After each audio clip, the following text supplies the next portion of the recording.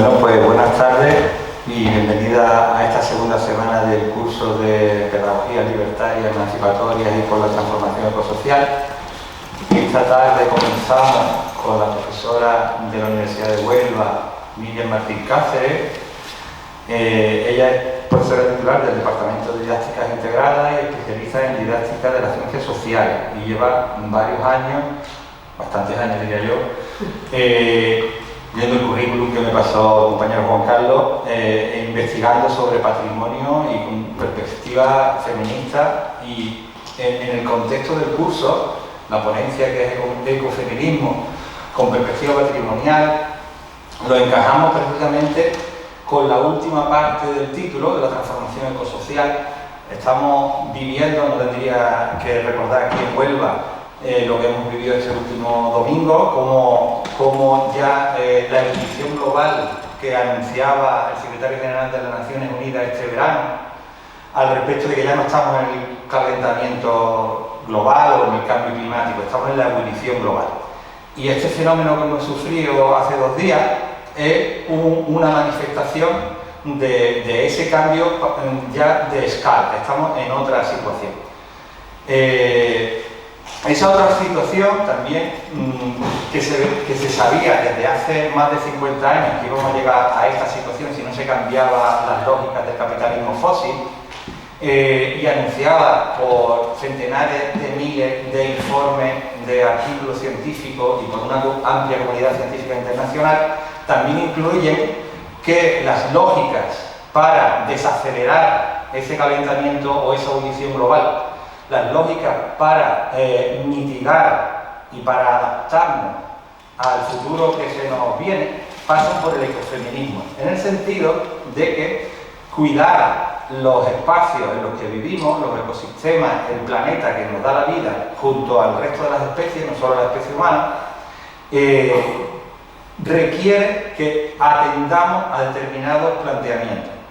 El patrimonio es una de las cuestiones, digamos, que desde la lógica ancestral, yo aquí me voy a atrever a meterme en un terreno sin saber exactamente cómo va a ser el desarrollo de la ponencia, pero que preservar el patrimonio, no solo arqueológico, cultural, sino también de las formas de vida que puedan mantenerse y que puedan hacer que quienes vienen detrás nuestras hereden unas condiciones de vida habitables y, digamos, justas y dignas. Yo con estas palabras, pues simplemente quiero agradecer la disponibilidad de Miriam para estar aquí hoy acompañándonos, y ya te dejo toda la palabra y espero que disfrutéis de la sesión y muchas gracias. Muchas gracias, Fernando, a vosotros por pensar en mí. Bueno, bienvenidos los que están en sus casas en esta ya así tarde de otoño, que ha tardado en llegar, pero llegó de golpe. Y bueno, como decía, estamos aquí poquito, con lo cual no me importa que esto sea una charla, que podamos interactuar en medio de la ponencia si lo consideráis oportuno, porque bueno, somos poquitos y seguro que nos vamos a entender, y si no nos entendemos, llegaremos a un entente dialogado. Comentaba antes que el título, este que me han puesto, yo no lo hubiera llamado así, lo hubiera llamado más Educación Patrimonial desde una perspectiva ecofeminista, aunque a mí me gusta siempre más hablar de lo ecosocial y dentro de lo ecosocial de la visión feminista, de lo ecosocial, porque veremos que conforme vayamos avanzando, que incluso dentro de las corrientes feministas, el ecofeminismo no es precisamente el que goza de mejor salud. Esto, no sé por qué, así. Bueno, antes de todo, quería empezar antes de decir, porque evidentemente todo el discurso que yo voy a establecer aquí con vosotras y vosotros tiene que ver desde el punto de vista, desde la perspectiva en la que yo, más bien no, porque no es una cuestión individual, es una cuestión de conjunto, de mi grupo, entendemos la educación patrimonial, es decir, no pensamos ni vemos el patrimonio con una finalidad o desde una perspectiva culturalista, ni siquiera práctico-conservacionista, sino que lo miramos desde el punto de vista del paradigma sociocrítico. Nos movemos, no sé si conocéis, en la Convención de Faro, donde por primera vez fue en 2005 que España, aunque era en un principio de los que hicieron la propuesta, no firmó hasta 2019, es decir, la ratificación de España de la Convención de Faro bastante reciente, y sí que hubo un gran cambio, porque a partir del Consejo de Europa, por primera vez el patrimonio no se consideran los objetos, no se consideran los bienes materiales, muebles, inmuebles o la definición clásica que conocemos, sino que el patrimonio se consideran las personas, es decir, las personas que son las guardianas de las costumbres, de las creencias, de las vivencias, y que, como veremos ahí, el papel de la mujer, que ha sido la conservadora de las costumbres, de la ética de cuidado, del trabajo diario, ha sido gran conservadora de ese patrimonio, que durante mucho tiempo se ha considerado de segundo. Ahora al poner en el centro a los sujetos y no a los sujetos, se cambia, porque se considera que el patrimonio son aquellos elementos, los vínculos que establecen las personas con los contextos o con los elementos a su elección. Es decir, puede haber un patrimonio normativo que te diga por unas características estilísticas que te marquen, pero si a mí realmente no me dice nada, o es impuesto políticamente o es impuesto institucionalmente, pues yo no me sentiré vinculado y no veré la necesidad, porque no me identifica ese elemento.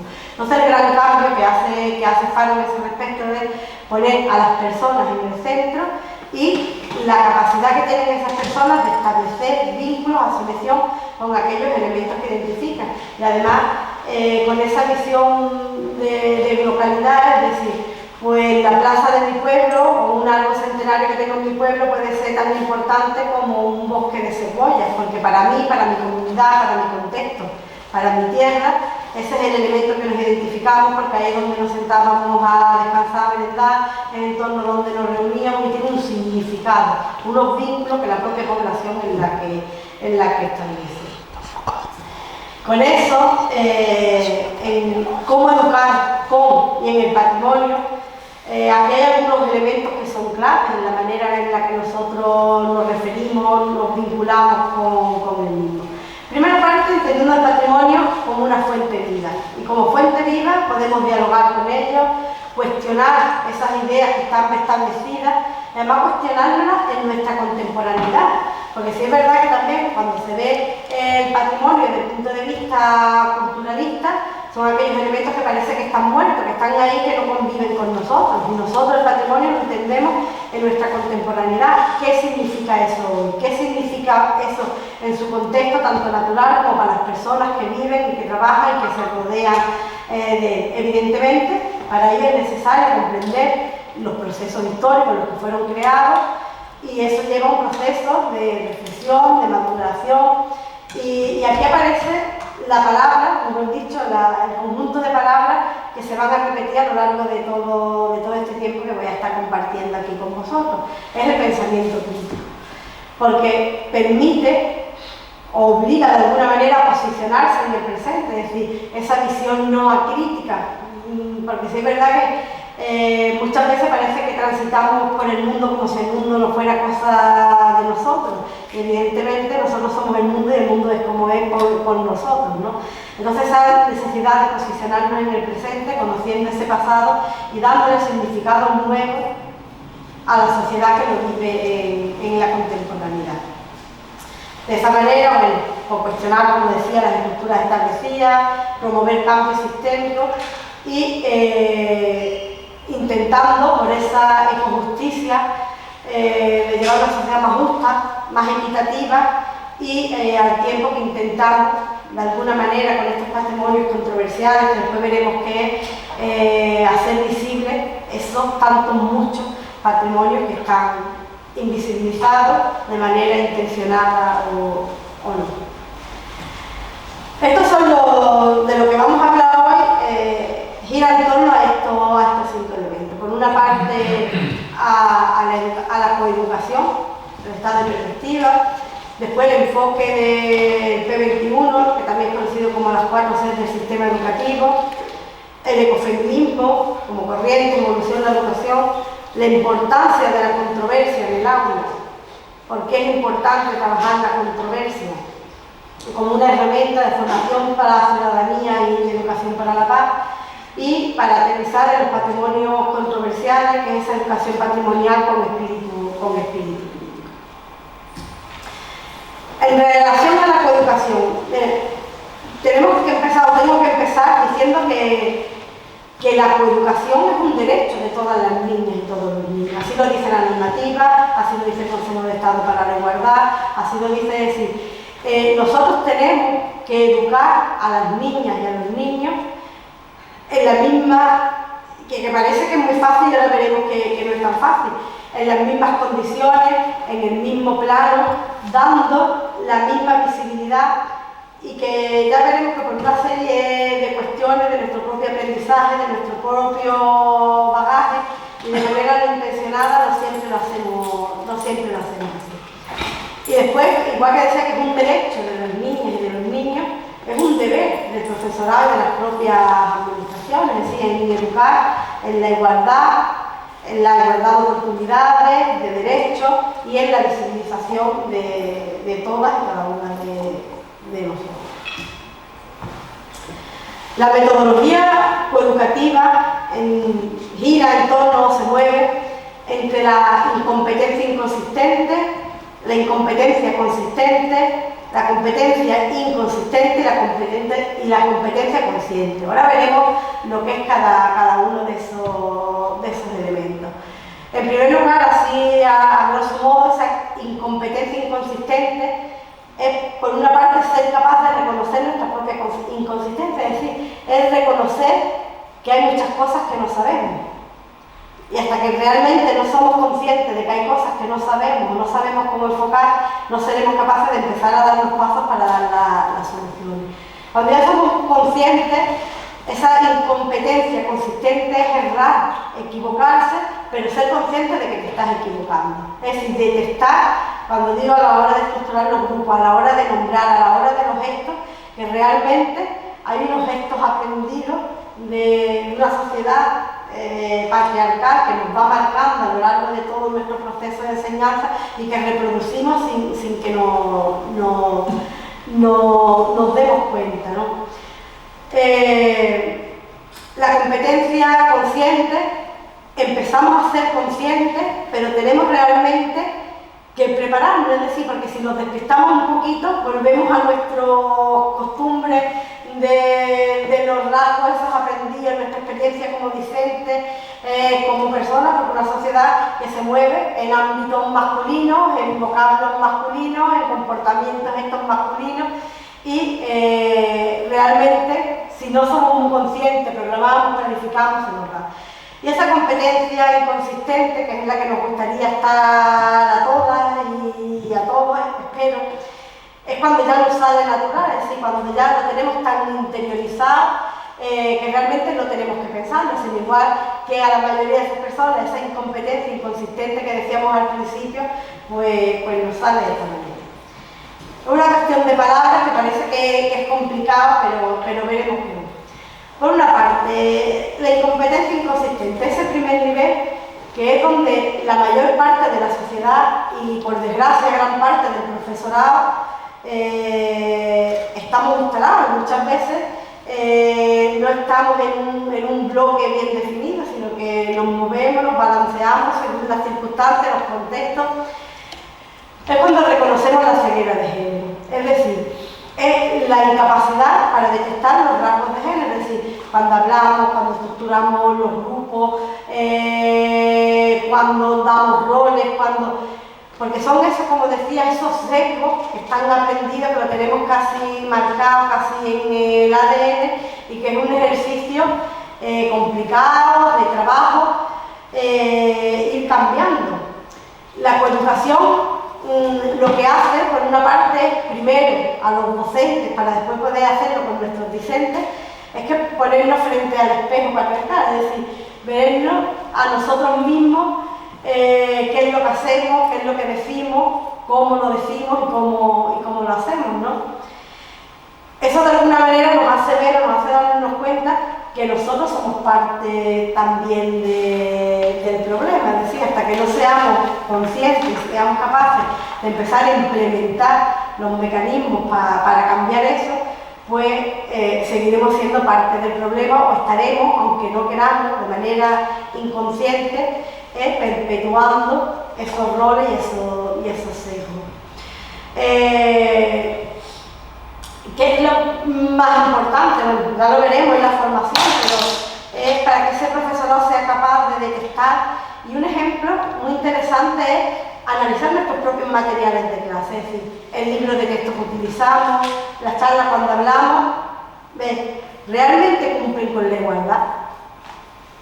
Porque cuando decimos muchas veces la ceguera de género, iba a traer imagen, pero es que al final no me ha dado, porque he estado toda la semana pasada en el hospital y al final se me ha hecho difícil porque quería traer algunas imágenes que tengo de libros de texto, porque por ejemplo, centrándonos por ejemplo en el periodo de la prehistoria, a pesar de investigaciones grandes como el movimiento Paz Women está haciendo, donde está rescatando muchas investigaciones desde el punto de vista de la arqueología y de la historia antigua, ahora mismo que se pretende extender a otros momentos de la historia, donde hay mucha investigación del papel, de los roles que tenían las mujeres en esas sociedades, seguimos viendo que los libros perpetúan, por una parte, una imagen donde todo es el hombre, se aparece la mujer, os digo como un ejercicio que lo hagáis después, que veáis, aparece en una esquina, o aparece sexualizada, a pesar de que estemos hablando en estas épocas,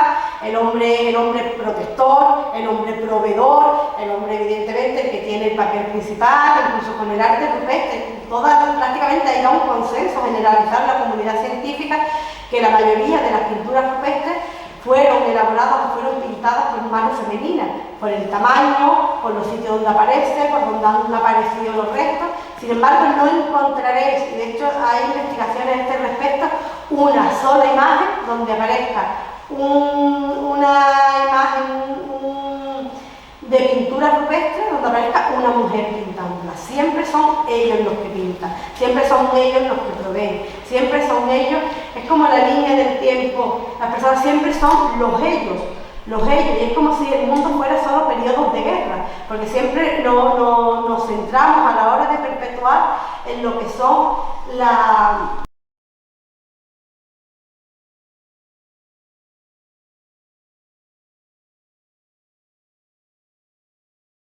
son los periodos más largos, los momentos donde se van generando los cambios que muchas veces después a través de rupturas, que pueden ser guerras, que son momentos coyunturales de la historia que son los que rompen, pero sin embargo estamos contando la historia de hechos coyunturales, nos saltamos todo lo demás donde el papel, a través de la ética de los cuidados, del papel que ha tenido la mujer como conservadora de las costumbres, del cuidado de la familia, de mantener la conserva, la calle lo mantiene, pues eso no lo encontramos. Entonces, es fijarnos en lo que hacemos nosotros. Oye, el material que nosotros decimos, lo que decimos, ¿cumple realmente con la igualdad?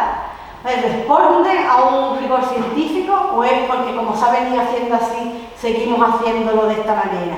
Otro ejemplo, ¿no?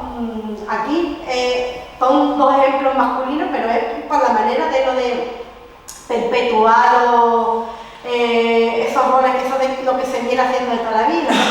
Todavía siguen poniendo en los libros de historia que el que dijo Tierra a la Vista fue un tal Rodrigo de Triana, una persona que nunca fue en la incursión primera que fueron a Sevilla, con lo cual no había ningún Rodrigo y no había, y los marineros, que había dos de Triana en la primera expedición, pero parece que fue un tal Rodríguez Bermejo de Lepe, pero eso no aparece, se sigue perpetuando, se dice cuando preguntan. O es como que el río Guadalquivir no desemboca. Miriam, ya que tú has dicho que quieres que interactuemos como Sí. profe, yo de historia, que además doy patrimonio, mira que en cuestiones incluso más anecdóticas, no te hace falta meterte en la introhistoria que nos gusta dar más.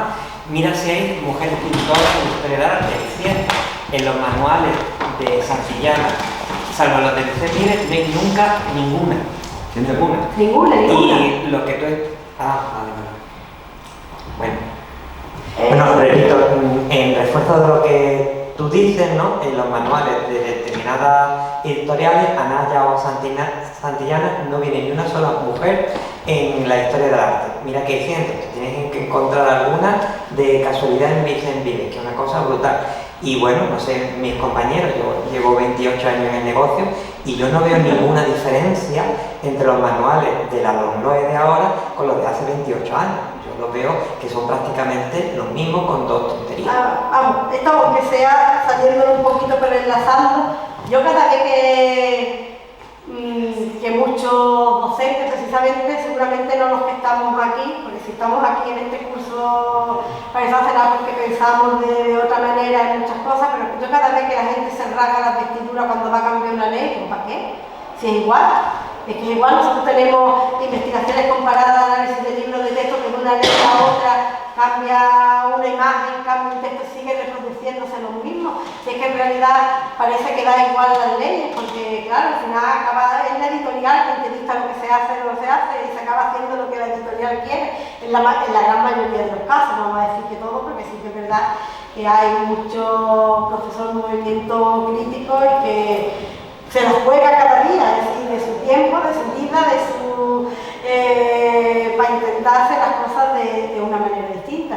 Pero sí estoy totalmente contigo, que vemos que se perpetúan y que nadie cambia en esos errores que están llamados, que no es que sea una cosa de ahora, que es una investigación que se ha hecho el año pasado, sino son cosas que se saben hace décadas, se sigue poniendo, ponía también un ejemplo, enlazando también con el entorno, con el medio, ¿no? El Guadalquivir nadie piensa que pasa por Huelva, y es que pasa por Huelva, es la frontera natural, siempre se dice desemboca en Sanlúcar, no, el margen derecho desemboca en Sanlúcar y el izquierdo desemboca en el monte, en la playa de Doñana, porque es lo que es que va que es frontera natural entre las provincias. Pero en cualquier sitio tú pones que Guadalquivir desemboca en Huelva y te dan un tachón que es impresionante. Pero mira que es una cosa lógica, es una frontera natural entre... Bueno, me estoy saliendo porque esto va en otro, pero pasa exactamente igual con los roles de género. Una cosa que se perpetúa, entonces, como un ejercicio, cumplen con la igualdad, responden a los científicos y si llevan prejuicios implícitos. Porque decíamos muchas veces, es decir, en pinturas, cuando tú señalabas, no sé, la libertad guiando al pueblo, un emblema de un padrón de una mujer protagonista, absolutamente sexualizada, pero totalmente, es decir, con lo que significa, pero sin embargo, cuando sacude algo. Entonces, bueno, son tantas las cosas que esto no se desmonta ni se cambia en un día. Yo digo que muchas veces esa incompetencia inconsciente, porque sí, porque realmente estamos perpetuando roles y no nos estamos dando cuenta que lo estamos haciendo. Y no porque lo estemos haciendo con mala intención o porque nosotros consideremos que tenemos que hacer, pero realmente no nos estamos dando cuenta. ¿Qué es lo que hace falta para, lo menos para el primer paso, para pasar esa incompetencia inconsciente a que sea consciente? Bueno, eso cuando como docentes ya nos damos capaces, o somos capaces de detectar de alguna manera esa discriminación hacia la mujer o los sesgos de género que aparecen en esos documentos, en esos libros, en esos materiales que usamos. Pero ello tiene que conllevar un cambio de actitud, porque al final el alumno, y eso está más claro que el agua, todos lo vemos, vosotros sois profesores, maestros, no sé, pero la gran mayoría, como el alumnado, si nosotros normalizamos, seguimos diciendo, es que ellos lo interiorizan, no se plantea siquiera si eso está mal, sino más que estamos hablando de hombres en la historia, y nosotros estamos reproduciendo pues la manera de aprender, y como se ha hecho así toda la vida, pues esto será lo que es, ¿no? ¿Para qué vamos a hacerlo de otra manera si se ha hecho así toda la vida y hemos llegado hasta aquí, ¿no? Nos ha desaparecido la población y ha habido un descargo. Pero realmente, eso es lo que queremos seguir haciendo, eso es lo que queremos seguir reproduciendo. Se necesitan ejemplos, porque estamos huérfanos de ejemplos, muchas veces que no sabemos a qué acudir, qué recursos, a qué foros para poder compartir. Es imprescindible la formación, lo que veremos en el siguiente, no solo la formación, sino la actitud que nosotros tomamos con respecto a la formación que recibimos, ¿no? La competencia consciente. Es decir, una vez que ya somos conscientes, necesitamos compromiso. Es decir, salir eso que decíamos, lo difícil de salir de la zona de confort y empezar a activar los cambios. Porque como decía, no solo vale formarse, es decir, nosotros podemos estar aquí, estamos poquito, pero podría estar la sala llena y a lo mejor de 100 convenzo a 10 de lo que estoy diciendo, o pueden mirarlo con la perspectiva, con lo cual eso, los demás se han formado o se han informado, mejor dicho, pero realmente no activan un cambio, porque eso requiere un compromiso. Es decir, evidentemente necesitamos formarnos, necesitamos conocer, pero una vez que conocemos necesitamos realmente activar, empezar a ejecutar esos cambios. Como decía, cuando se está en esta etapa, en este estadio, se necesita una fuerte dosis de concentración, es decir, porque si no lo tenemos totalmente interiorizado, es que lo normal es que volvamos a nuestra forma de hacerlo, pero no porque queramos hacerlo, sino si no somos conscientes de que voy a buscar esta imagen, voy a hacer, voy a estar, al final la propia inercia de lo aprendido se queda y de alguna manera nos hace llegar y reproducir los mismos roles, ¿no? Por último, la competencia inconsciente, que es donde nos encantaría estar, o a mí por lo menos me encantaría estar aquí siempre, pero yo lo digo que a pesar de mi compromiso, de mi creencia, yo no estoy aquí, o no estoy aquí la mayoría de las veces. Tienen las competencias interiorizadas, están aprendidas y aprehendidas, por lo cual lo pongo en práctica sin ni siquiera ser consciente de que lo estoy poniendo. Es decir, es lo contrario que pasaba en esa primera etapa, que reproducíamos esos roles machistas, esa perspectiva patriarcal en la enseñanza, porque es lo que hemos aprendido y no nos lo cuestionamos. Aquí es ya cuando realmente lo tienes absolutamente la perspectiva coeducativa totalmente interiorizada, que lo haces de forma fácil, porque te sale sin que tengas que pensarlo de manera intencionada, ¿no?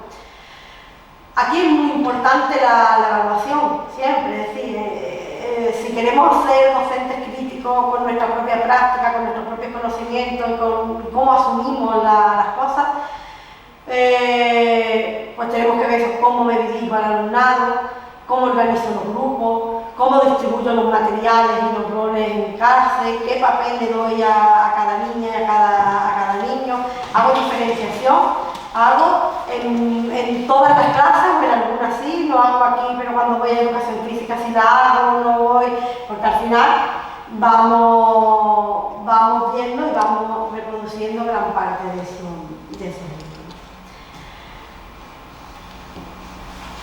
Principales causas de por qué la mayoría de las personas nos mantenemos en esos dos primeros estadios. Una vez lo hemos visto, la falta de formación del profesorado en materia de género, porque no vayamos a negarlo, no vayamos a equivocarnos, es decir, las cuestiones de género están tan absolutamente politizadas que depende de lo que piensen, depende de lo que crean, se puede trabajar de género o no, o si trabajamos en género, ni machista ni feminista, ¿no? Entonces, evidentemente hay una falta de formación por una parte, por los cambios constantes en las administraciones y por desgracia en la mayoría no estamos avanzando para mejor. Ahí viene ese segundo punto, las falsas creencias sobre el feminismo, ¿no? Las fake news intencionadas que aparecen sobre,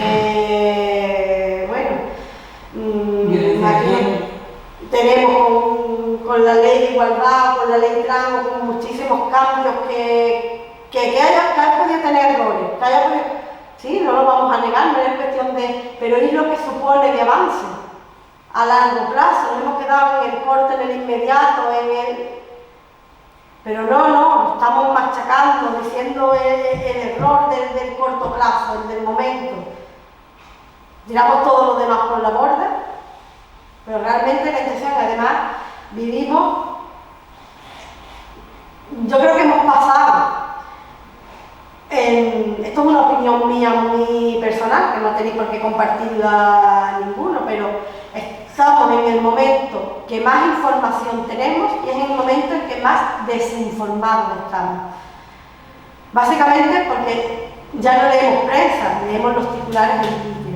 Y dentro de los titulares en Twitter leemos los comentarios.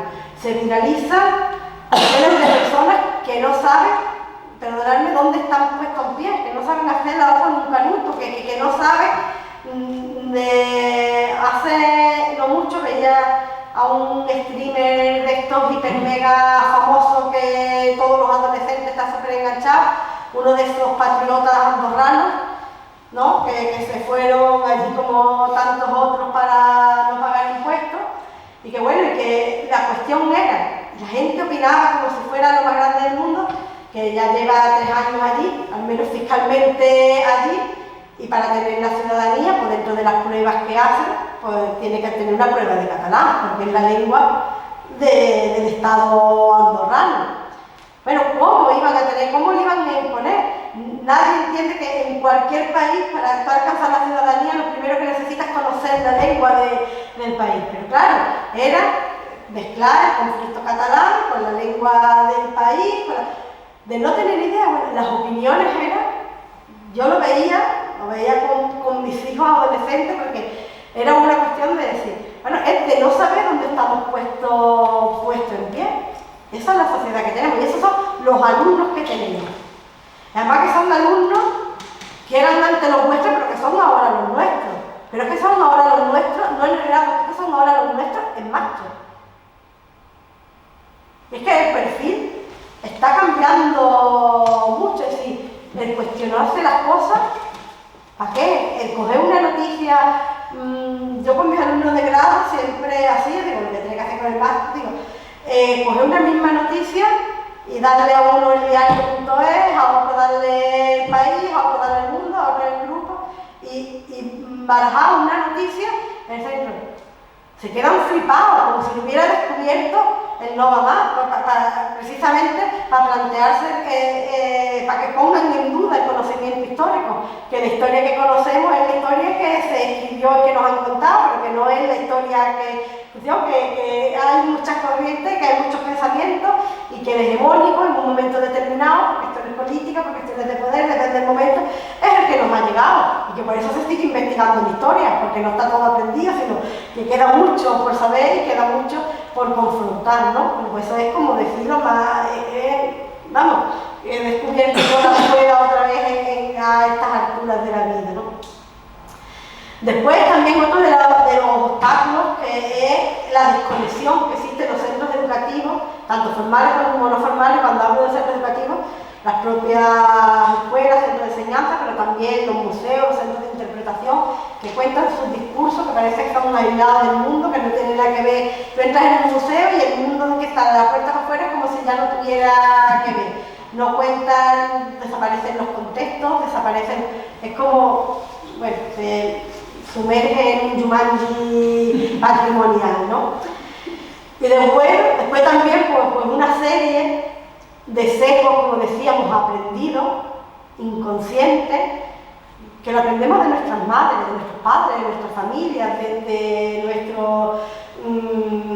desde que a las niñas la visten de rosa y a los niños de azul cuando nacen, como si fuera, pues esa cantidad de sesgos que están naturalizados y que no lo cuestionamos, o gran parte de la población no cuestiona, y al fin y al cabo el profesorado somos una muestra de lo que es la población, somos una tribu donde estamos personas con todas las creencias, con todas las condiciones, personas que les gusta, quieren hacer lo que hacen y son conscientes de que pueden ir a cambio, y personas que están allí porque le dan un sueldo todos los meses, que está deseando de señalar los puentes los días, y que eso somos todos, también en algún momento, que quien diga, pero la actitud con la que tú vas, lo que tú te creas de lo que haces y de cómo lo haces, puede suponer un cambio realmente muy importante.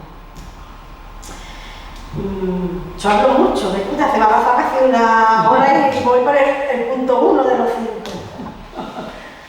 Disfruta, me iba a preguntar una cosa, pero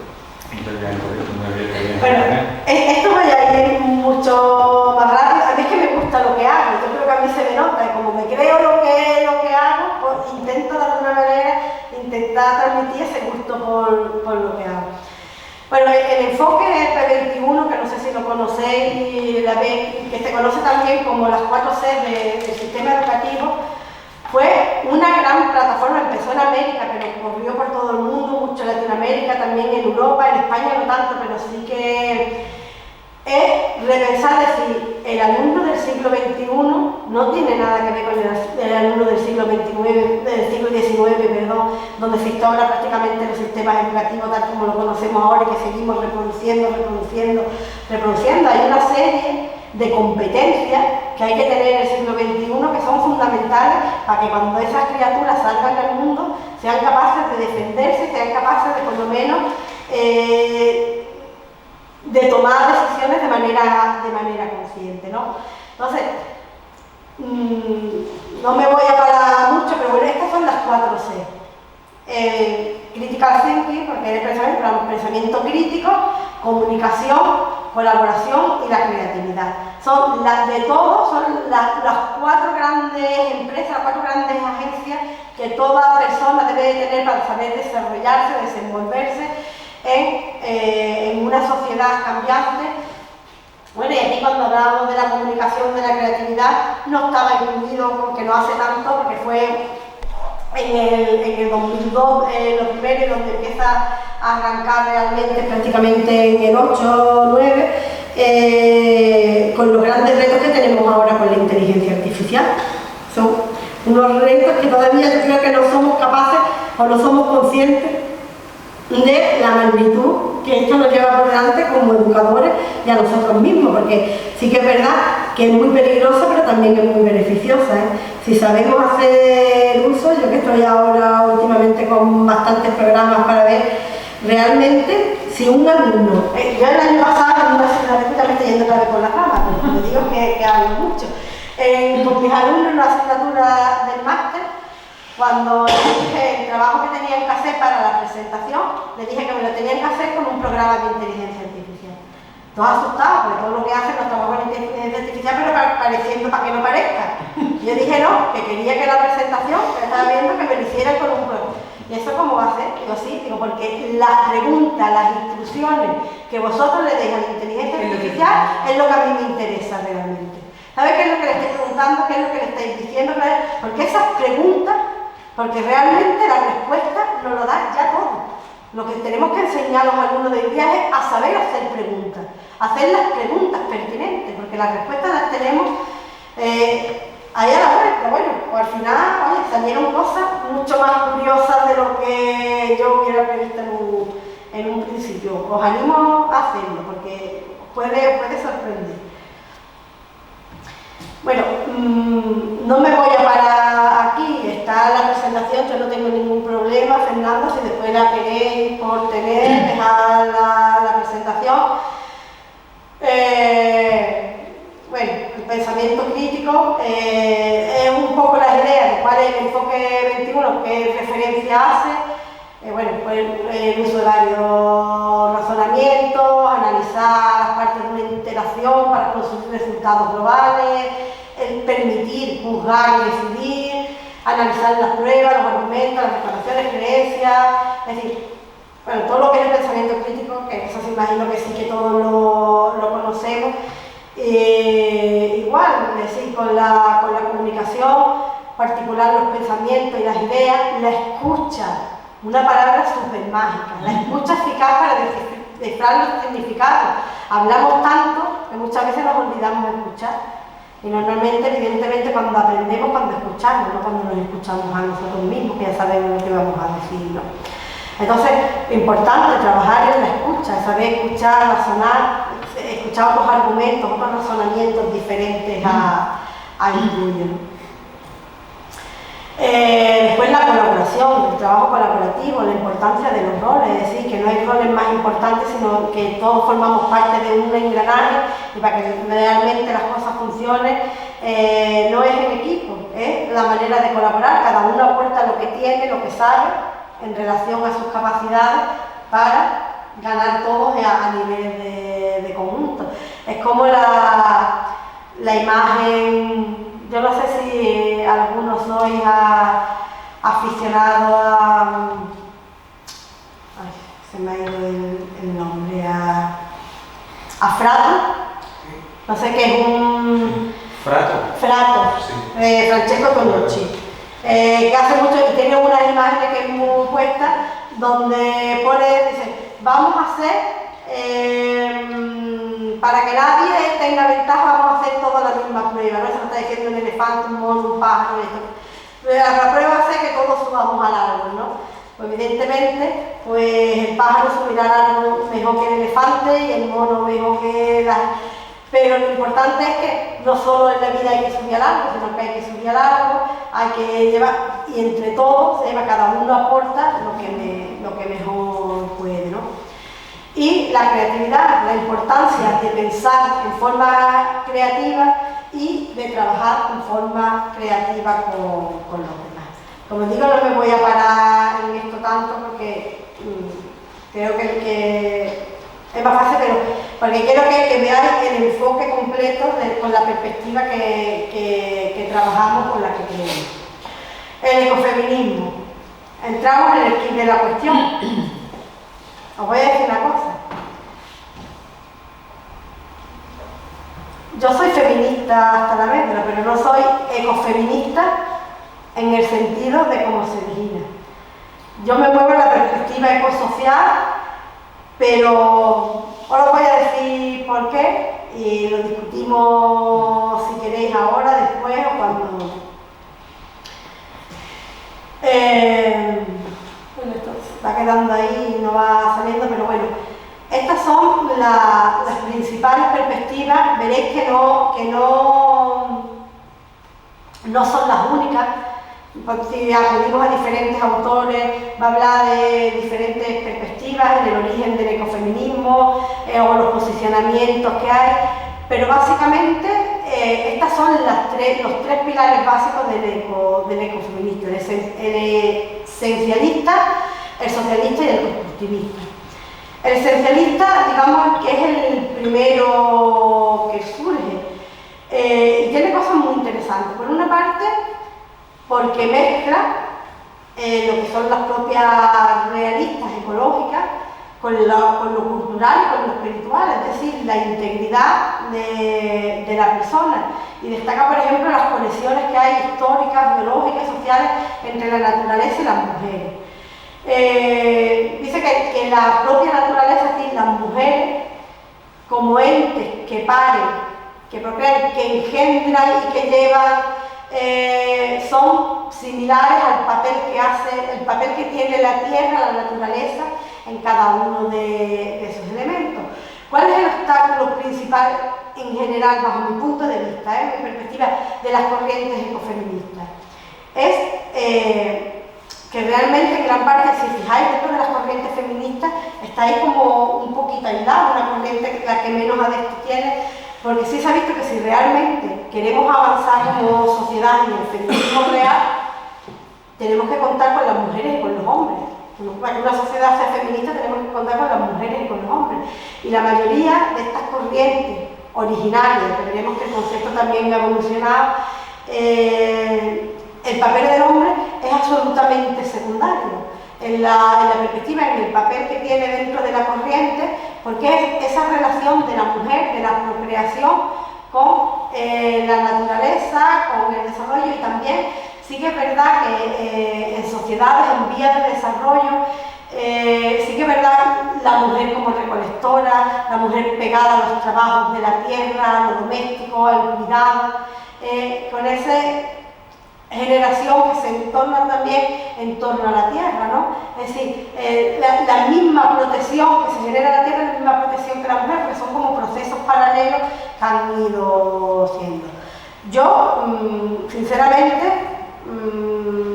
que como digo, además yo soy siempre clarísima que soy feminista convencida y militante, pero realmente yo esta postura me la replanteo porque me parece que va en contra de los propios principios algunas veces del feminismo. Entonces, cuando se señala ese del embrismo, es decir, muchos de esos preceptos originales están más cerca de lo que es el mismo que lo que es el feminismo tal como lo conocemos ahora en la cuarta corriente feminista que estamos, ¿no? Yo no lo veo así. Sí, por eso digo que es una perspectiva muy personal. Entiendo que el concepto ecofeminismo ha ido evolucionando a través de los siglos incluso, ¿vale? No podemos hablar de ecofeminismo ni siquiera en los mismos territorios, no es lo mismo ser feminista en Honduras, como por ejemplo creo que se consideraba Betacazzi, defendiendo la tierra hasta perder la vida. Pero bueno, tenemos figuras dentro del ecofeminismo que por supuesto hablan de esa vinculación de lo femenino, de la mujer con la tierra y la naturaleza, pero por supuesto respetando corrientes como no ser madre, como no dar lactancia materna, que parece que está muy unido a eso. Eso sí lo comparto yo, lo que te digo es que eso sí lo comparto yo, pero digo, si cogemos epistemológicamente las corrientes ecofeministas, como nace sobre los conceptos en los que se sustenta, es lo que veo yo que no casan tanto con ese movimiento, lo que pretendemos de realmente, porque es difícil, y no digo que haya que hacerlo, quiero coger bien las palabras para que no parezca que estoy diciendo lo que no estoy diciendo. Que no es que tengamos que convencer a los que no se convencen, pero sí es verdad que muchas veces en las propias definiciones estamos poniendo obstáculos para que otras personas que a lo mejor no están tan posicionadas o no entienden tanto la perspectiva feminista se puedan aunar y se puedan sumar.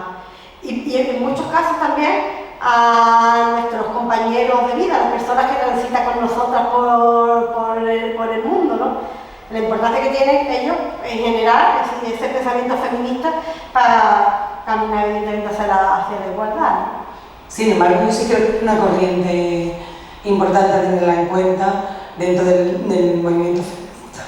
Yo, en ese aspecto, hay un grupo de mujeres feministas importantes en Huelva, en esta provincia, y sí que es verdad que planteando muchos preceptos de cuidado de la tierra, de cambio de hábitos con respecto a los recursos naturales y a la manera de entender los cuidados, no se nos ha entendido en un movimiento feminista quizá donde el capitalismo también... Evidentemente, porque además el feminismo no solo es un movimiento social, es un movimiento económico. Evidentemente estamos ahogados o condicionados absolutamente por el sistema en lo que nos movemos. Yo lo que quería sentar es en la base ideológica, pero están esos principios, ¿no? Después, como decía, en la evolución del concepto, aquí he puesto, pero ahora que lo estoy viendo no estoy de acuerdo con lo que he escrito. Antes porque he puesto, perdón, me explico, he puesto que es una corriente de pensamiento que lleva asociado un movimiento social, que evidentemente lo lleva, pero creo que fue antes un movimiento social antes de corriente de pensamiento. Me explico, es decir, el concepto de ecofeminismo es muy reciente. Bueno, no sé, en el 74, a través de la francesa Françoise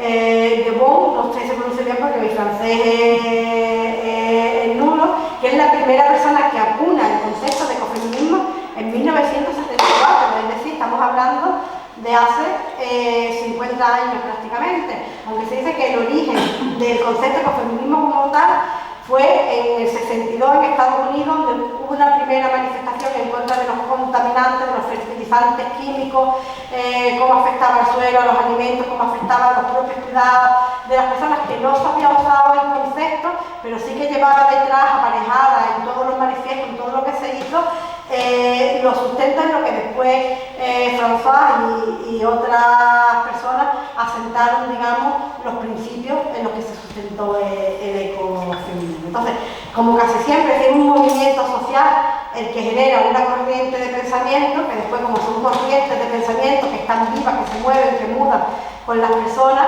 pues evidentemente lo lleva aparejada a su movimiento social. En su origen, como decía, un movimiento radical, la importancia muchas veces de esta radicalidad en los principios de los movimientos, por la ruptura de lo establecido, por una nueva forma de pensar o de repensar el mundo. En los mediados de los 80 hay un cambio importante en el ecofeminismo, con el concepto, con el precepto de que los seres humanos somos a la vez naturaleza y cultura, al mismo tiempo que nos desarrollamos como personas. Y los vínculos más arraigados con el feminismo aquí, con lo que era la tercera ola en ese momento, sobre todo bajo el pensamiento de que son las mujeres las que realmente pueden balancear esas inercias. Es decir, los hombres funcionan con lo preestablecido, haciendo, como decíamos antes, más de lo mismo. Y es el movimiento feminista, el movimiento de mujeres, los que pueden empezar a hacer balancear para que esas inercias empiecen a cambiar, que evidentemente no es un cambio de hoy para mañana, no es que haga un movimiento y cambie, evidentemente todos sabemos cómo son esos procesos, ¿no? Actualmente, es decir, que no hay una idea consensuada. Yo he estado con esto, he estado leyendo muchas cosas, trabajándola para aquí, para compartir con vosotros este día, y realmente no hay un consenso de qué es o cómo reivindicar el ecofeminismo en hoy.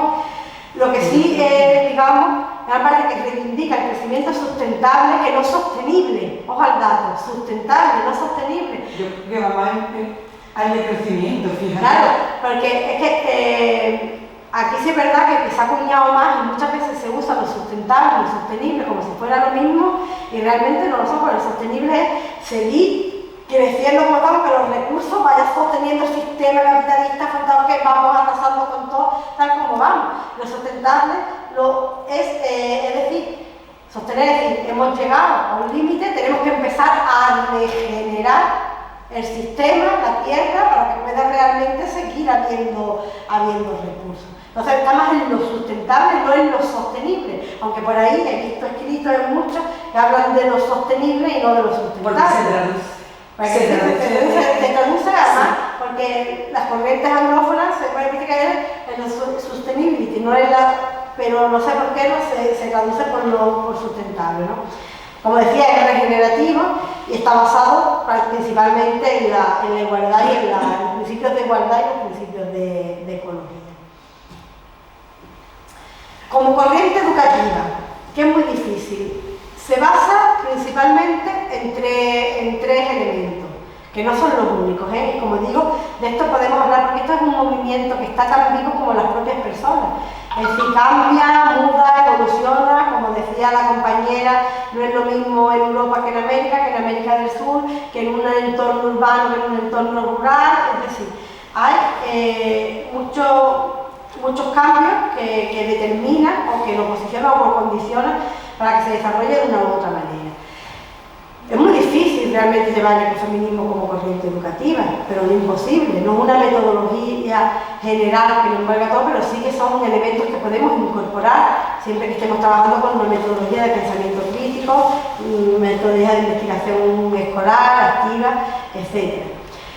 Importante, la toma de decisiones que genera el pensamiento crítico. Después, el cuestionamiento de lo establecido, es decir, no podemos creernos todo lo que nos dicen como nos dicen, sino que nos tenemos que plantear, tenemos que ver, tenemos que mirar a la tierra y empezar a cuestionarnos cómo vivimos, cómo comemos, cómo consumimos, cómo gastamos, ¿no?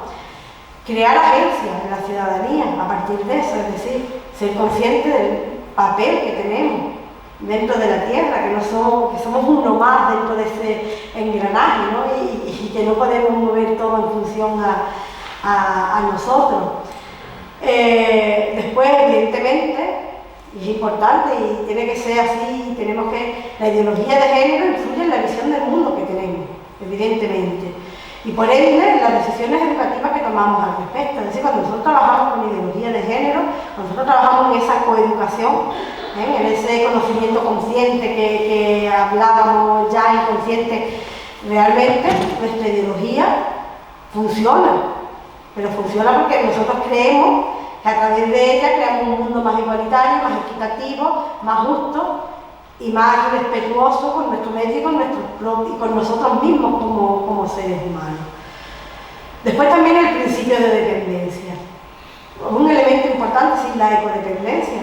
Nosotros dependemos de la tierra y el hombre están unidos de manera indisoluble, y si nos cargamos los recursos, si no usamos, si no cuidamos el medio a partir de contextos cercanos, pues evidentemente es difícil que podamos seguir avanzando, porque es que claro, miramos en años geológicos, parece que esto no acaba nunca, pero se acaba si seguimos moviendo, si seguimos gastando los recursos al mismo que lo estamos haciendo actualmente.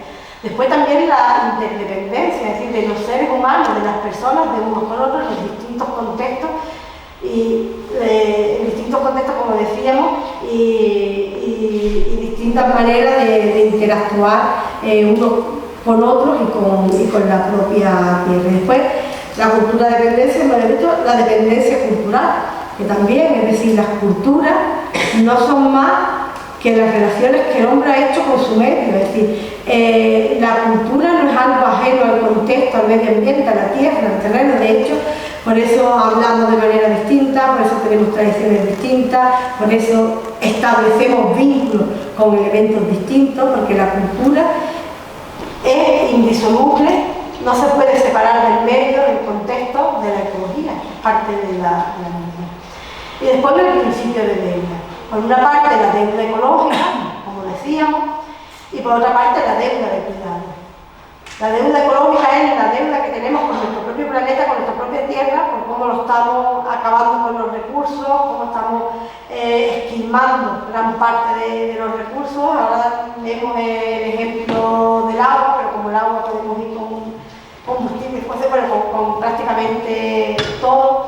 Y después también la deuda de cuidado. La deuda de cuidado o la ética de cuidado, que hace relación normalmente al papel de la mujer que ha tenido en la sociedad como guardiana, como cuidadora de la familia, de la salud, de la alimentación, de la dependencia, de la relación con los medios, que siempre se ha visto como unos cuidados, como un patrimonio, ese patrimonio doméstico, como un patrimonio de segunda, cuando realmente, como decíamos antes, son esas estructuras, eso que ha mantenido a las generaciones, a las personas, apegadas a la tierra, apegadas a los propios seres humanos, que han ido manteniéndose y creciendo y avanzando en ello. Os quería enseñar esto,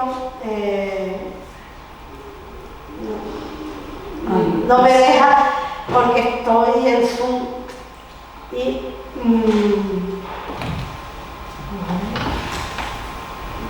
me sale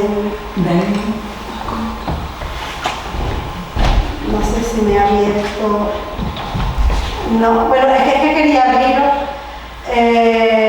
enseñaros, bueno, si no os lo digo, como la presentación, como digo, la voy a dejar, ya no sé qué he hecho, porque sale de aquí, voy a intentar, sí. ¿No te dejas de compartir?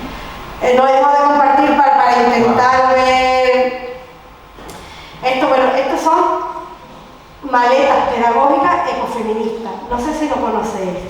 Es un material interesantísimo, lo ha creado la Generalitat Valenciana, hay muchas comunidades que lo están compartiendo, están trabajando, son muy recientes, son de 2021, el final de 2021, el principio del curso 2022, y es como un material didáctico donde se habla qué es el ecofeminismo, en qué principios se sustenta, cómo se puede trabajar en la escuela, hacer propuestas de actividades, explicar nombres. Son como si fuera una maleta, acordaros de las maletas esas didácticas que había, materiales que se llevaban, pero en un material realmente redactado. No sé si cuando termine si soy capaz de salir para que lo veáis, pero tenéis el enlace aquí, y además se pone maleta pedagógica ecofeminista en Google, os va a salir porque es el único material que en España, que yo tenga constancia, creado por una administración para las escuelas, a los niveles, creo que es el único material, al menos que yo tenga constancia, es el único, porque sí que hay algunas personas que han hecho cosas concretas, pero un material elaborado por una institución, que evidentemente, porque era el 21, si fuera ahora esa misma comunidad seguramente no haría unas maletas pedagógicas ecofeministas, ¿no? Pero bueno, es un material que yo creo que es interesante para tenerlo de consulta. Es un poco, es decir, no es un material que sea excesivamente elaborado, pero sí da como unas recetas, como unas píldoras que son realmente, que pueden ser muy productivas porque son fáciles realmente de asumir, de interiorizar, y yo creo que es un material que sin ser la panacea, pero sí es un gran paso y es algo nuevo que incorporamos. Yo creo que ya me he comido casi todo el tiempo, pero bueno. Estamos en 13 minutos. ¿Puede resumir para que haya un poco Sí, más de voy a ir muy rápido. Educar en la controversia. El Consejo de Europa hizo hace unos años, para trabajar con la secundaria, para trabajar la educación para la ciudadanía, para los derechos humanos, un material de la importancia de trabajar la controversia, los problemas, para fundamentar los principios democráticos y la toma de decisiones. ¿Cómo vamos? Porque se detectó en una macroencuesta que hizo en muchos países que la mayoría de los docentes decían que prefería huir de la controversia, no trabajarla porque la controversia creaba otros problemas. Entonces, ¿cómo vamos a formar para la democracia? ¿Cómo vamos a hacer que entienda un niño qué es votar, qué es tomar una decisión, si realmente los problemas o las diferencias de opiniones huimos y trabajamos y nos alejamos de ellos? Eso también, ese no he traído el enlace, pero si alguien está interesado, tengo también el material, que también es muy interesante. Este en concreto sí está enfocado para secundaria, que es cómo trabajar la controversia, la importancia de trabajar la controversia y sobre todo el papel que el docente tiene que tener a la hora de trabajar la controversia. Se habla de, bueno, ¿qué son los temas controvertidos? Pues son simplemente aquellos temas, aquellas cuestiones que hacen surgir emociones y sentimientos que suelen ser intensos y que dividen a la opinión pública, es decir, no todo el mundo piensa lo mismo sobre la misma temática. ¿Por qué es importante trabajarlo en las aulas? Porque son los principios que dice, es un elemento vital para trabajar la educación para la democracia y los derechos humanos. Por otra parte, porque ayuda a desarrollar opiniones independientes, fomenta el diálogo, la tolerancia, el respeto por los demás, por las distintas opiniones, empatía, etc. Después, también porque facilita, según lo hacemos, un acercamiento crítico a los medios de comunicación. Cuando hablamos de los medios de comunicación también hablamos de los más medios, de las redes sociales, que como decíamos antes, se han convertido en los principales generadores de opiniones, ¿no? Y después porque fomenta la capacidad de resolver las diferencias de manera democrática y sin recurrir a la violencia. Entonces, esos son los principios, por eso se crea este material de trabajar los temas controvertidos en el aula de secundaria a través de estos elementos. Aquí lo que es muy importante, a mi punto de vista, es cómo debe de afrontar el profesorado, cómo acercarse a esos temas controvertidos. Y sé que habla evidentemente que hay cuestiones personales, y ahí avanzando. Por una parte, en lo personal, tenemos que ser nosotros conscientes, conocer nuestras propias creencias y nuestros propios valores, y saber que evidentemente nuestros alumnos no van a tener las mismas creencias y valores porque esos se han forjado por distintas cosas. Primero por lo aprendido, pero también por nuestra propia vida, por lo que hemos transitado en el mundo, nuestras propias experiencias que nos han ido haciendo que nos configuremos nuestro pensamiento crítico como ciudadanos, nuestro pensamiento político y el potencial impacto que esto puede tener en nosotros y en unos alumnos en un momento que están formándose las opiniones como ciudadanos, no de futuro, ya ciudadanos realmente de presente. Y después un elemento que es donde genera una controversia dentro de la controversia sobre los pros y los contras de revelar las creencias y los valores propios a los estudiantes. Es decir, porque muchas veces después viene el padre, la madre de turno diciendo que estamos adoctrinados. Claro, nos estamos diciendo lo que pensamos. Yo soy una firme creidora, o yo al menos así, que nosotros debemos de manifestar cuáles son nuestros pensamientos, en qué los sustentamos y ser capaz de respetar los pensamientos de otras personas que estén basados en la evidencia, en el razonamiento y en las propias creencias. No el por qué me vino, porque decir, intentar ayudar a aprender a decir que la toma del posicionamiento tuyo, ideológico, político, etcétera, se basa no en porque la corriente, porque veo, porque me dicen la mentira más grande o me creo, sino cómo trabajar eso. Esto realmente, como digo, genera controversia. Hay personas que prefieren no marcarse, no señalarse, porque consideran que eso puede generar otros problemas que pueden ser perjudiciales para ellos mismos.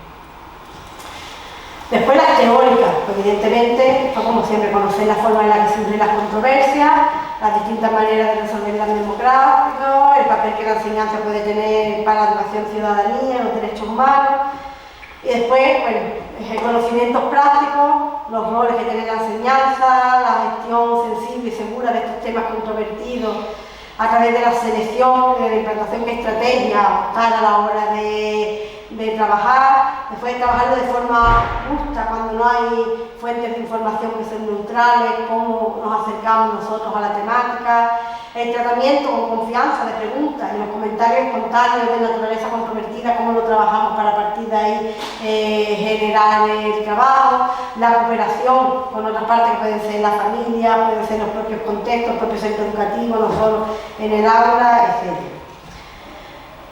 Y por último, lo que era la base, que prácticamente solo voy a quedarme con la primera, si os quedáis con ganas de más, y otro año si estáis aburridos me llamáis para que os cuente esta última parte si os falta gente. Bueno, en los patrimonios controversiales, como decíamos al principio cuando definíamos el patrimonio, es una nueva manera de coeducar con el patrimonio a través de, o a partir del pensamiento crítico.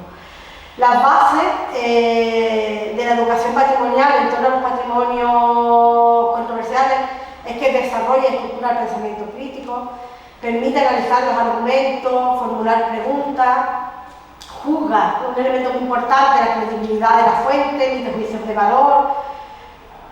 Después, sobre todo, lo que decíamos cuando hablaba antes del tema de la prensa, potencia el pensamiento relativista y poliperspectivista, es decir, no hay una única perspectiva, no hay un pensamiento único, sino una construcción de diferentes corrientes, diferentes ideologías, que normalmente, según quien le toca en cada momento, es la que se hace hegemónica y es la que queda en el discurso oficial, pero el oficial no quiere decir que sea el discurso verdadero, porque en la historia lo verdadero, todo el mundo sabemos que es muy relativo, ¿no?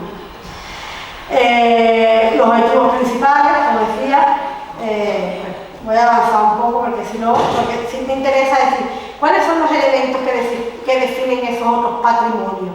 Es decir, por una parte, que no permanecen inalterables.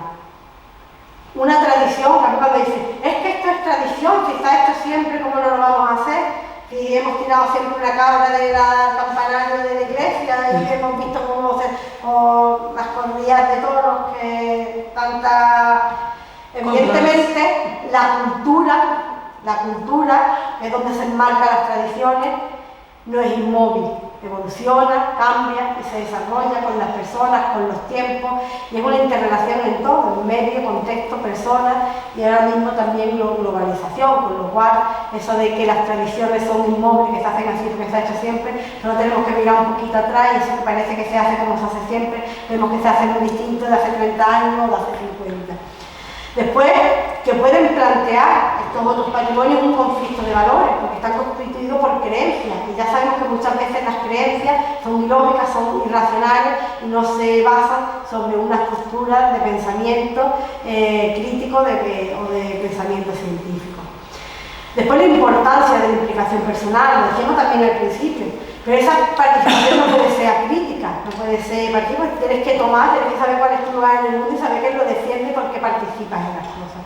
Y después, evidentemente, estos patrimonios tienen una especial relación con la naturaleza y el entorno. Si no se entiende en el contexto de una visión globalizada, sistémica, entre lo cultural, lo natural y lo científico-tecnológico. Esos patrimonios controversiales, ¿cuáles son? Dividimos como en dos grandes estructuras, los patrimonios en conflictos, por una parte, y los patrimonios de las minorías, los patrimonios silenciados. Los patrimonios en conflicto, que son los antipatrimonios, los patrimonios de la crueldad o los interesados, y los de la minoría, que son los patrimonios femeninos, patrimonios con perspectiva de género, los patrimonios sometidos o los patrimonios inclusivos.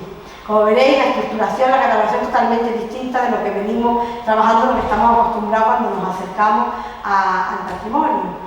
Dentro de los patrimonios del conflicto, ¿por qué ese nombre de antipatrimonio?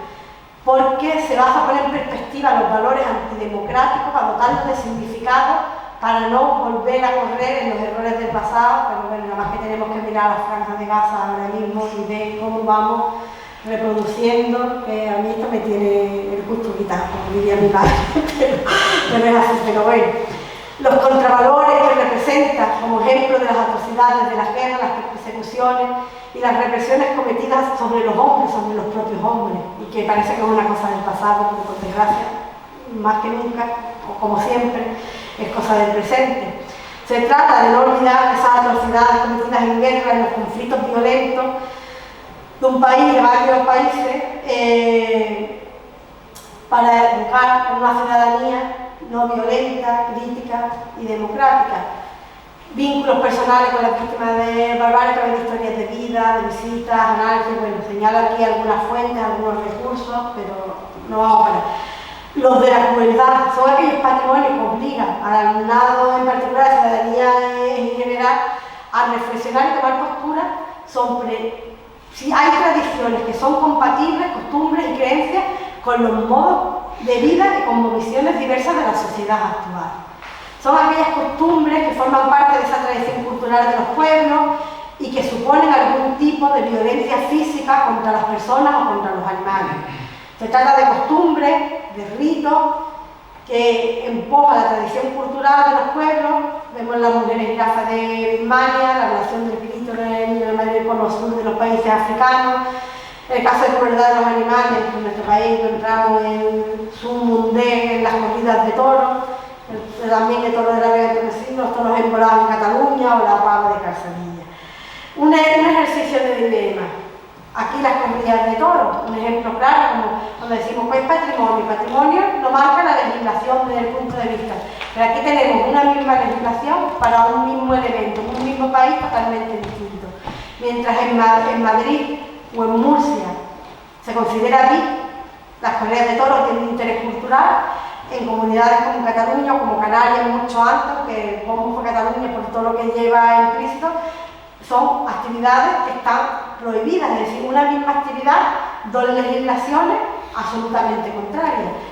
La importancia de la intencionalidad política, cómo influyen los nacionalismos, las creencias a la hora también de configurar qué es y qué no es patrimonio en un momento determinado. Bueno, pues eso sería este patrimonio de la crueldad. Patrimonio interesado, pues cuando los conflictos entre la lógica económica, la ecológica y la ideológica y social entran en el juego. Destrucción de bienes patrimoniales, con la especulación urbanística o turista, y bueno, no voy a profundizar más, yo creo que todo el mundo lo entiende con este ejemplo que está puesto aquí, ¿no? Con el ejemplo de los cabezas, ¿no? Es un ejemplo clarísimo de patrimonio interesado, de esquilmar un monumento natural con un tipo de arenas que son arenas propias geológicas, como las arenas de Huelva o las arenas de Bonares, que dan una información y que vamos a hacer para construir edificios cuando tenemos un llano que podemos construir hasta lo más grande en una ciudad donde la población lleva estancada, yo no sé el tiempo, y hay un número importante de viviendas vacías. Pero bueno, para que veáis un poco esta perspectiva patrimonial. Los silenciados, me voy a parar solo en este patrimonio con perspectiva feminista, porque ya me he pasado mucho. Todavía no me he pasado, pero estoy ahí. Esa relectura crítica del patrimonio, sobre todo revisando esos criterios de jerarquización, lo que decía antes el compañero, que jerarquizan el arte o la literatura, que hacen visible unas obras y otras se invisibilizan, y no por las características, sino simplemente por el género de la mano que las creó. Es decir, no se han puesto en valor actividades de mujeres, si es verdad que también había menos ellas que ellos, porque claro, ellos tenían otros cuidados, otras responsabilidades, pero las ellas que estaban absolutamente invisibilizadas y se han subido, se han recreado en el mundo de la historia del arte algunos elementos que no tienen más valor que los de ellas, simplemente estaban hechos de la mano del hombre y eso era lo que era visible y ya está. Entonces hace falta una lectura crítica del patrimonio, sobre todo eso, qué criterios fueron los que se optaron en un momento determinado para jerarquizar una obra sobre otra, simplemente por la cuestión de género de la persona que estaba detrás. Después también el conflicto entre la tradición y la modernidad que puede trabajarse con el alumnado a partir de muchísimos bienes culturales, lo que decía antes, el protagonismo de la mujer acentuando que la gran experiencia, ese patrimonio doméstico que se ha considerado patrimonio de segunda y que es un patrimonio con el que más vínculos se establece. Es decir, si entramos en la visión de ahora del patrimonio, están las personas, pues las principales guardianas del patrimonio, de la cultura, de la costumbre, ha estado en lo doméstico, ha estado en la mujer. Hasta invisibilizado, no se le ha dado la categoría de, pero se ha ido perpetuando, porque esa política de cuidado, esa ética de cuidado que hablábamos antes, que se ha trabajado, se ha ido perpetuando en el tiempo, aunque no haya tenido la consideración que ahora sí queremos darle y que queremos rescatar del olvido y darle la importancia.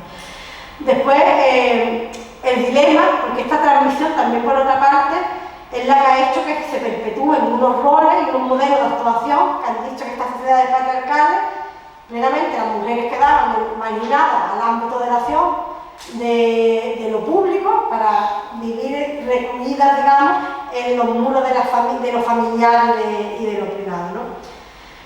La tradición ha sido la guía para los hombres y carceleras para las mujeres. Es decir, por una parte hemos conservado, pero por otra parte nos ha dejado a la mujer abrirse y expresarse con toda la posibilidad que los hombres en este sistema sí han podido.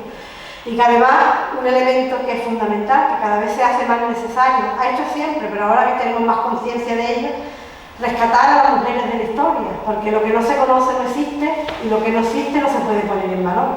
Entonces necesitamos conocer para valorar y para compartir. Bueno, los sometidos son aquellos patrimonios que por la cultura dominante han estado subyugados de alguna manera al hegemónico.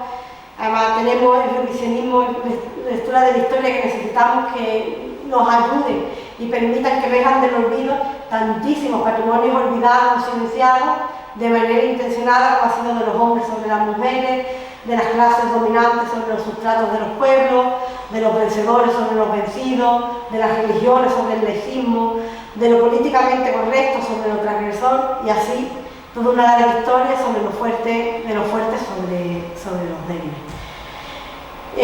Los inclusivos, la necesidad de las desigualdades, no solo desde el punto de vista de la inclusión de la accesibilidad, como se entendía, por causas físicas, psíquicas o sensoriales, sino también la desigualdad por la falta de representación y visibilización, como son por causas racistas, por causas homófobas, por colectivos LGTBIQ, como la necesidad de emerger y de patrimonializar. Para mí, uno de los elementos más significativos, más patrimonializables, para mí es el Día del Orgullo. El Día del Orgullo se enfrenta, se abre al mundo, a los ojos de todos, una realidad de millones de miles de personas que viven por el mundo y que han estado silenciadas, sometidas y que afortunadamente emergen, no sin crítica, ahí genera el conflicto como siempre y que sería también un elemento patrimonializado. Y bueno, patrimonios en transición son aquellos que van emergiendo y que van cambiando, que se van adaptando a las necesidades actuales y van cambiando conforme van cambiando las personas. Y por último, muchas gracias. Traigo esa imagen muy controvertida, pero la he traído queriendo, porque la mujer de espalda, como hemos estado a la historia, tapada entera, pero aparece esa niña ahí por detrás, en ese contexto, enmarcada en el suelo, en la tierra, pero con la cara descubierta y mirando al mundo de frente. Y eso es lo que yo he querido hacer con estos ojos que han ido apareciendo por toda la presentación, mirar al mundo de frente. Nada, muchas gracias.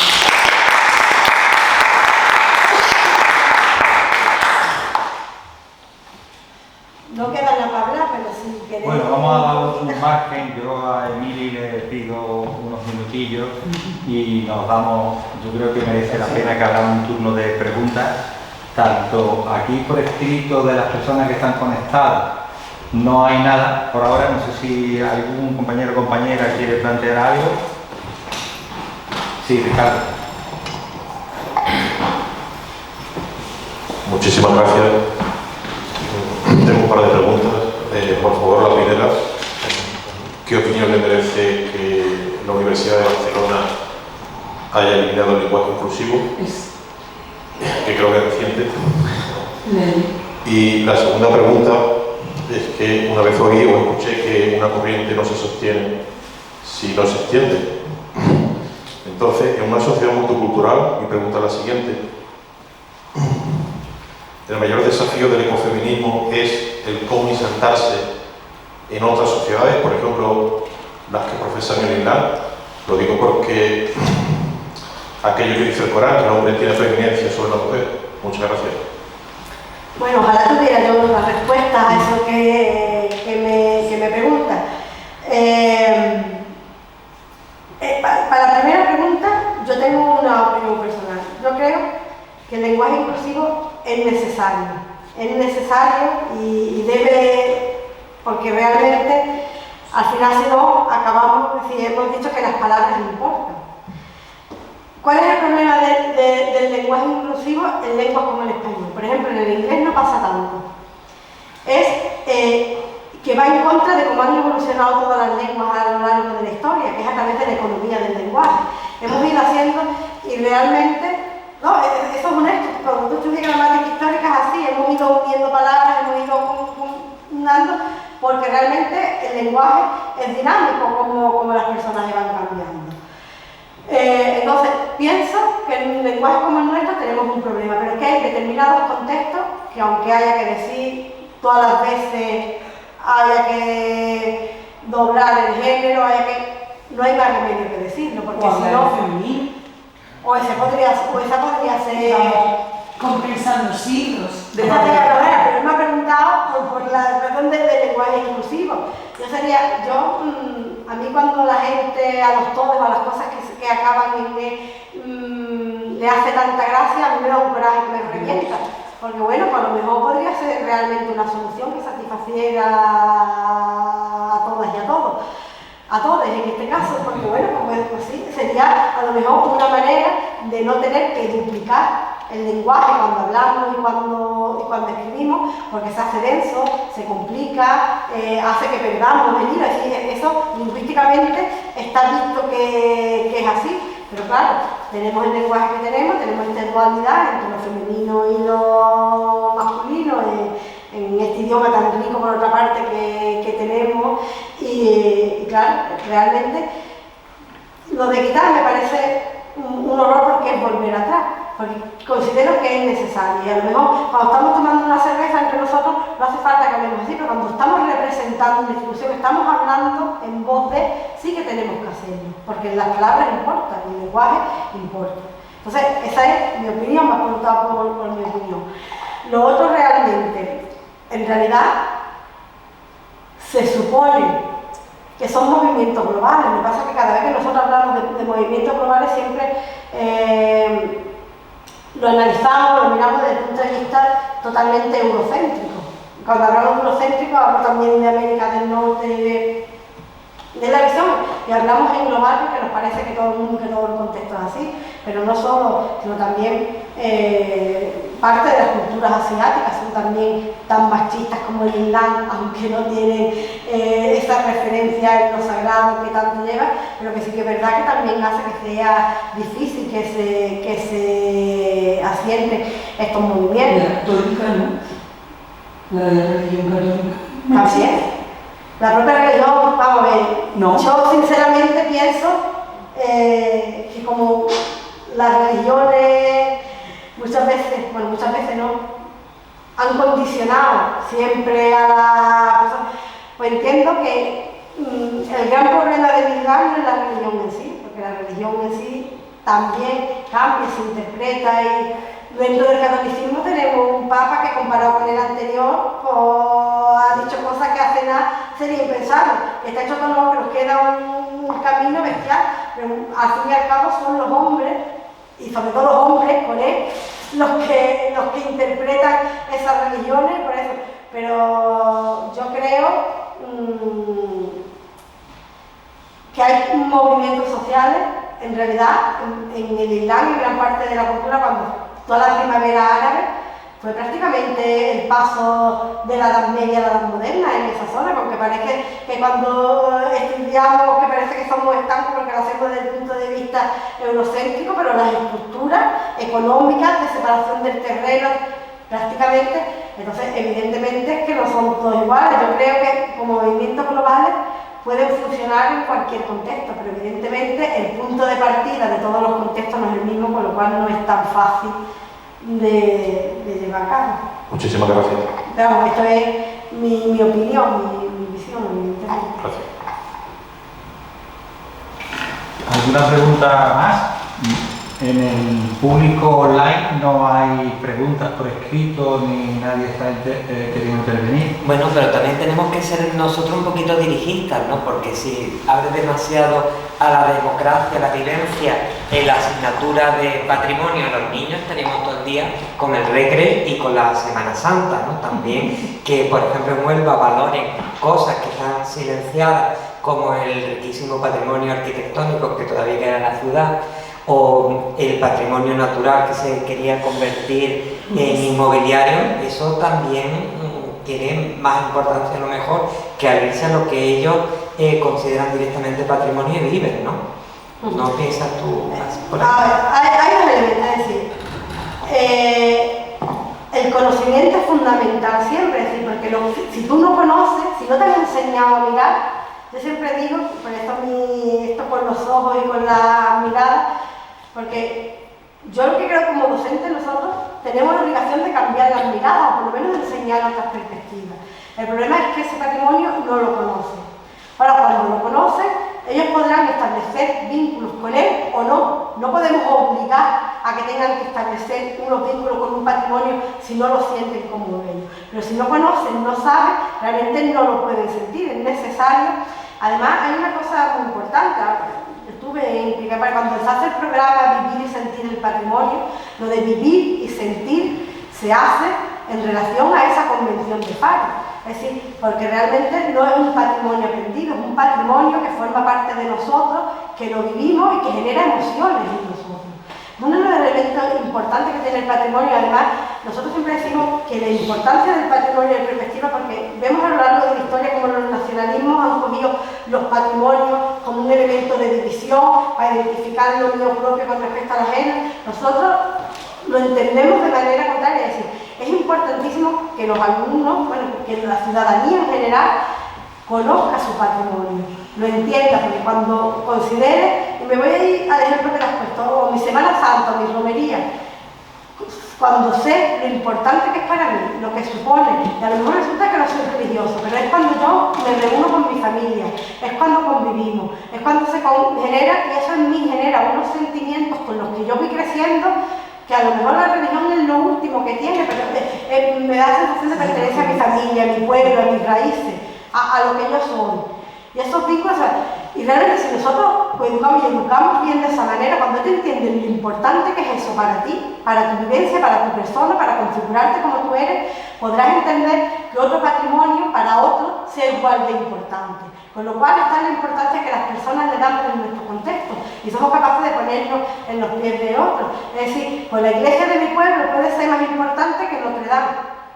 ¿Por qué? Porque a lo mejor estilísticamente no, pero para mí, como persona, es donde me identifica porque sé que ahí es donde se casaron mis padres, o donde yo hice la comunión si la hice, o donde salía los domingos a comerme y tuve mis primeras relaciones, y es un elemento identitario, porque sé que es una imagen que si yo pienso en mi pueblo, en mi identidad, eso es lo que se me viene. Por eso la importancia de conocer, a saber, porque muchas veces se establecen mitos, se establecen creencias y no sabes con qué o por qué es ahí. Y también esa importancia muchas veces destacar, porque sí que es verdad que cuando hemos dicho es importante conocer, evidentemente, o las calles de Huelva, es decir, los nombres de las calles, o dentro de estos patrimonios en conflicto esencial, ahí tenemos esa cárcel de Huelva cayéndose a cacho, cuando es un ejemplo de memoria histórica viva que tenemos aquí, que podríamos tener un discurso. Mi sueño es que a mí me dejaran poner un museo de la memoria en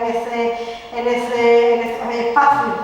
Pero ahí está, pero realmente, como digo, cuando yo digo patrimonio, Si me voy solo, al final a contar las casas, la estructura,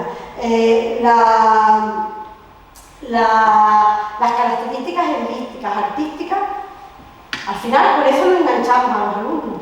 Pero si saben, por ejemplo, que es la casona, o que Huelva, por ejemplo, porque lo exportaron los ingleses, uno de los primeros sitios donde se reprodujo el modelo de ciudad jardín, y que ha quedado esa avenida, estaban todas las maneras, estaban todos los deportes, el primer campo de fútbol, el de cricket, está el club de tenis, todavía quedan rasgos ahí, están, ejemplo, y después en la casa en la casona, que ahora está, pues fue donde hubo el primer periódico, que era de los 10, el primer periódico de la provincia.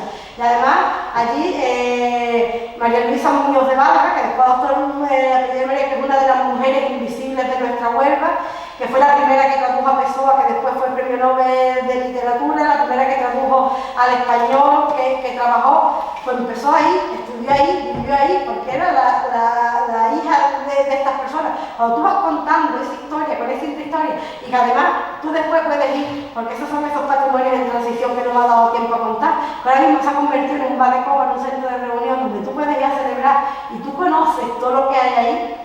Oye, no es lo mismo que estar sentado en otro bar que es igual que cualquier otro, ¿no? Entonces, la importancia de conocer, pero para que se te remueva. ¿Verdad? Y después a todo el mundo no se le tiene que remover lo mismo, como digo yo. Es decir, cada uno siente y vive las cosas de una manera diferente, porque los intereses de todos no son los mismos. Sí, yo una preguntita más. A ver, si consideramos que el ser humano tiene una relación, ¿no? Estoy hablando de, por ejemplo, agricultura, una relación con la tierra, ¿no? Que está quizás jerarquizado, ¿no? Con esas relaciones de fuerza y debilidad, ¿no? Que hablabas ahí. ¿Hacia dónde debe tender, digamos, el ser humano a no jerarquizar esa relación y algunos ejemplos que podamos poner aquí? Por ejemplo, un jardín de autoconsumo, ¿no?